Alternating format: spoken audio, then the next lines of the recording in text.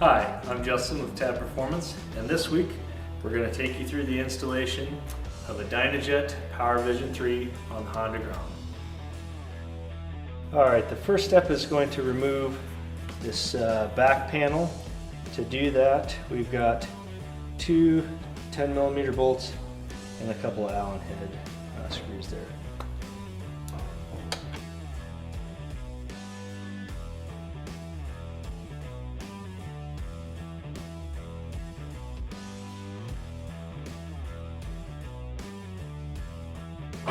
Next, there's a couple of grommets, and then this slides off and back. Alright, so now we're ready to go ahead and remove this side panel. To do that, we'll use a Phillips screwdriver to get this screw, as well as the two back here. We'll use a 10mm socket to get out that bolt to remove this one.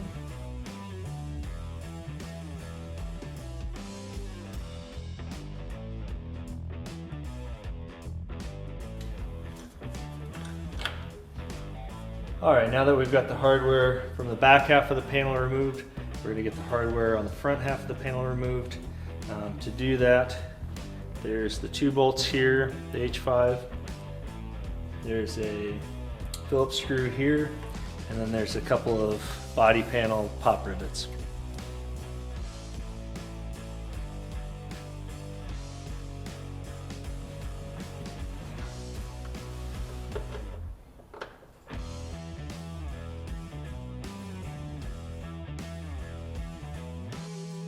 Alright, now to get these pop rivets out, you can use whatever tools you have, but the basic idea is you'll need to push in this little circle in the center, and then using a flathead or something similar, get behind it and pull it out. It's the same with the bottom one. Alright, and now our panel should just pop off.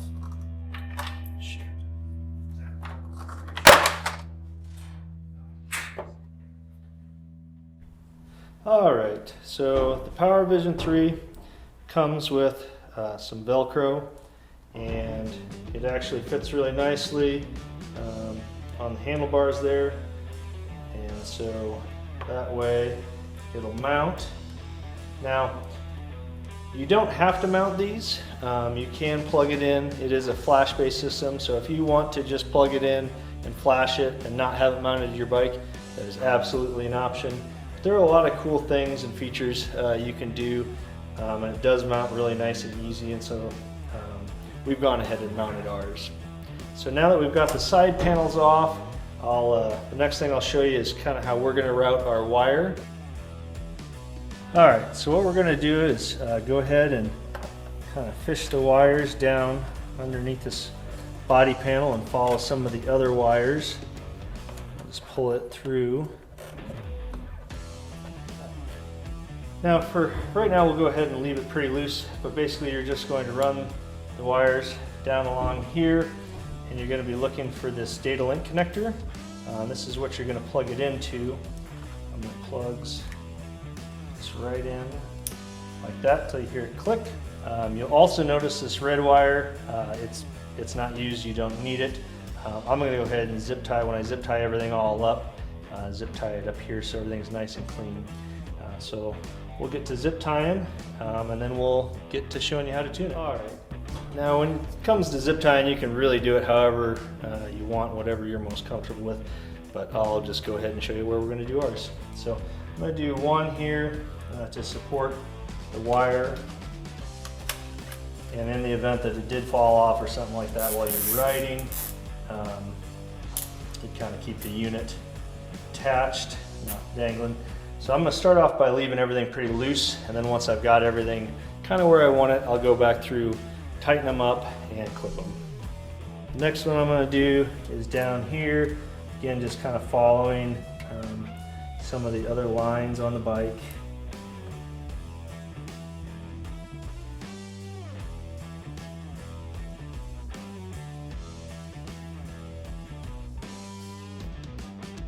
And last, I'm going to zip tie these two wires together just to kind of keep things together and clean.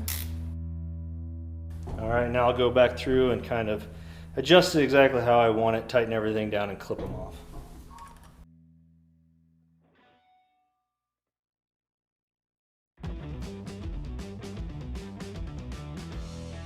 Okay, now we're ready to tune it.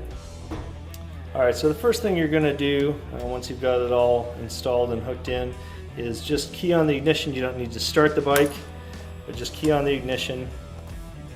You'll see the screen come on, and yours might look a little different the first time you do yours. We've actually already installed this on our bike, so you'll see we've got some of the gauges already set up. I won't go into all the things that this can do. Dynajet's got a lot of great videos on theirs, but we'll take you through just some of the basics. So you can hit this center button here, and you'll see some of the options. Flash tune, that's what we're going to be doing here mainly. But there's some vehicle tools such as diagnostics, vehicle information. So if you get a check engine light, you can come see what it is. If you had a data log, you can delete it, and then you can also restore your ECU. So if you ever want to put your bike back to factory, that's what you would go do there. On device tools, you'll see that's where you're going to configure gauges, see some device information, settings, that kind of stuff, update device. You will probably also notice this Bluetooth settings. As of the time of shooting this video, they don't have this set up to work as far as I'm aware of, but I know that's something that they're working on, where you can connect it to your phone and do some other cool features there. But as of right now, as far as I know, that does not work. If you go ahead to push the button to get into it, you can see it doesn't do anything. But on to flashing, so you'll go to that, select flash tune. You can go in here and find whatever map it is you want. You'll see that they're just numbers. One of the easiest ways to look up what these different things mean is to go onto their website, Dynajet's website, and do a search, and you can quickly go through and figure out which one is and which one you need. But if you don't want to do that, you can just select the file, go into it, and it'll tell you exactly what it is for. So it's Honda Grom, Brock's full exhaust, Chimera's intake. So, just find a map. If that's not what you want, you can go back, pull up a different map, and just go through the list until you find the one that you want. I will tell you, you don't have to find your exact setup. If you find something pretty close, you'll be perfectly good to go. Okay, as we mentioned, the easiest way to find what the different maps are is just on Dynajet's website. So if you go to Dynajet, you do motorcycle, select your year, make, model. It'll give you a list of maps, and these are your map numbers over here. These are your descriptions here. So basically, we didn't find exactly what we have on there, but we'll find something close. So full exhaust system, stock intake, should be close enough to what we're going to do. So we'll go ahead and load that. So that again is map 1601119. All right, so we're going to scroll down, find the map we want. This is again full intake or full exhaust, stock intake. So you see here it says press this button to start the ECU flash. So we'll do that. Press to continue. Preparing.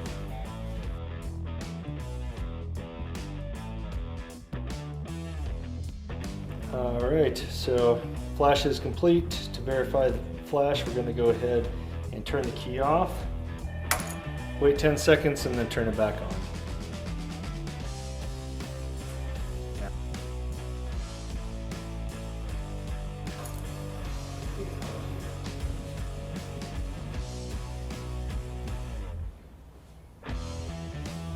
All right, so we keyed it back on, and you can see we're all good to go.